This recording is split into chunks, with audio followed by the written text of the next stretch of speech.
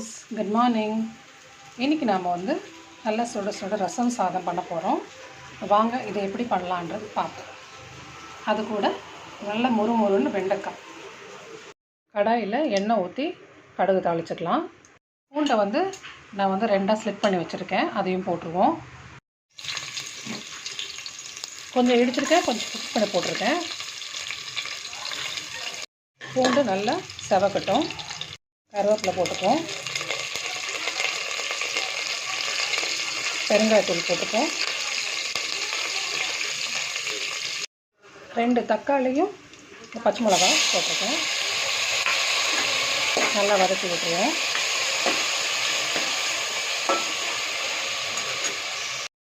மஞ்சத்தூள் போட்டுக்கேன். இப்போ இந்த மழை காலத்துக்கு வீட்டில் 2 பேருக்கு ஜுரம். ஸோ அதனால் இந்த ரசம் சாதம் நல்லா ஸ்மாஷியாக நல்லா கொஞ்சம் கஞ்சி மாதிரி இருக்கும்.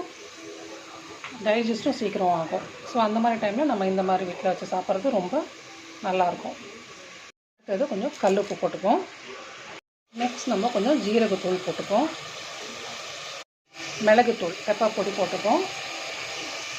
நல்லா ஸ்மாஷ் ஆகிற வரைக்கும் நல்லா வதங்கட்டும். அடுத்தது நம்ம கற்பூரவள்ளி இலையை நல்லா கிள்ளி போட்டுக்கலாம்.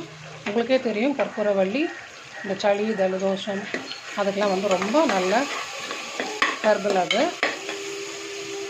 ஒரு 1.5 ஸ்பூன் ரசப்பொடி போட்டுப்போம். 1 ஸ்பூன் சாம்பார் தூள் போட்டுக்கலாம். அடுத்தது நம்ம புளி தண்ணி ஊற்றிப்போம். நான் ஒரு 7 கிளாஸ் தண்ணி ஊற்றிருக்கிறேன், புளி தண்ணியும் சேர்த்து.